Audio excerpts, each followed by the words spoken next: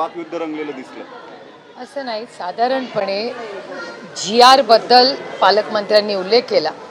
जर GRच्या पद्धतीने जर मीटिंग चालली असेल तर मग ती पूर्णपणे सगळ्यांनाच तो नियम कायदा, म्हणजे जर तो मेंबर्ससाठी असेल तर बाय प्रोटोकॉल मग आम्ही सगळ्यांनी मागे बसायला पाहिजे आणि मेंबर्सनी पुढे बसायला पाहिजे.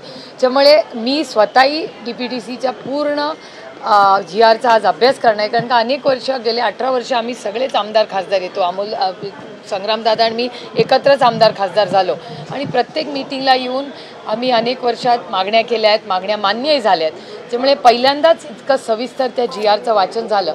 त्याच्यामुळे तर जर तो GR तसा असेल तर सगळ्यांनाच समान न्याय मिळावा एवढीच माफक अपेक्षा, कारण आम्ही काय घरची कामं घेऊन आलेलो नाही आहे. तिथे ज्या लोकांनी आम्हाला निवडून दिलं आहे त्यांची छोटी मोठी कामं घेऊन आम्ही इथे येतो आणि जे सत्तेमध्ये आहेत त्यांनी ती कामं करावी एवढीच आमची अपेक्षा. पवार साहेबांनी मागणी केल्यानंतर दादांनी निमंत्रितांना बोलता येणार नाही असं सांगितलं. एकूण DPC मध्ये जे निमंत्रित सदस्य आहेत त्यांना, खासदारांना आणि आमदारांना बोलता येणार नाही असं सांगितलं. नेमकं कारण काय?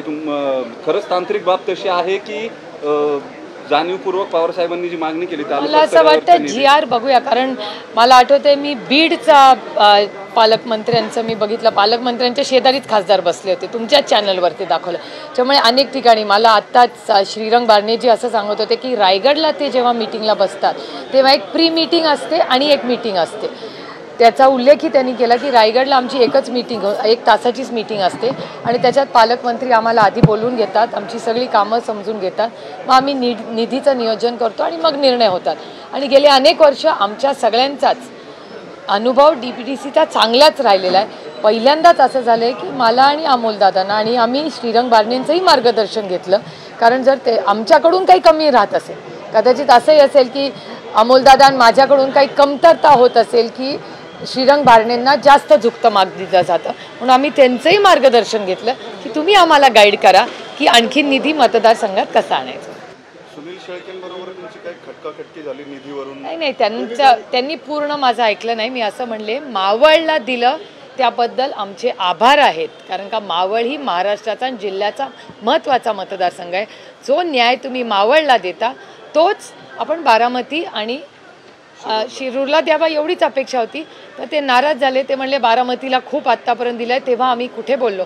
आता त्याच्यावर मला उत्तर देणं फारसं महत्त्वाचं वाटत नाही. त्यांनी हा प्रश्न पालकमंत्र्यांकडे रेज करावा ना. ताई, दिलीप वळसे पाटील, हर्षवर्धन पाटील यांच्याशी देखील आपल्या बराच काळ चर्चा झाल्या, गप्पा झाल्या.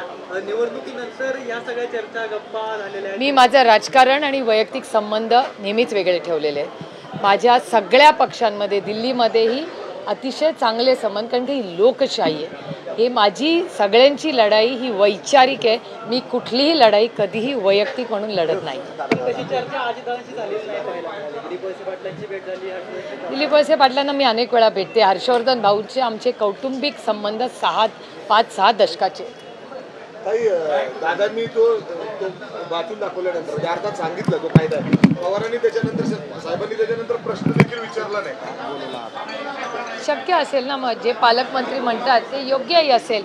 साहेब वयाने मोठे आहेत, सगळ्याच पद्धतीने मोठे आहेत, पण ठीक आहे. आणि ते रूल बुकनीच खेळतात नेहमी, त्याच्यामुळे कदाचित त्यांनी नंतर प्रश्न विचारला नसेल. पण मीही त्याची माहिती घेणार आहे. आणि खरंच आम्हाला जर DPTCत रोल नसेलच, पालकमंत्री म्हणतात, तसं आम्ही खासदारांनी मग DPTCला येणं कशाला वेळ येऊन बघायला. खटकलं का मॅडम? ते खटकलं असं नाही. Rules are made to be followed. जर नियम कायदा तसा असेल तर तो आम्ही पाळलाच पाहिजे एकतर, कारण का मी नियम पाळतेच, पण तो सगळ्या खासदारांना न्याय समान असावा एवढीच अपेक्षा.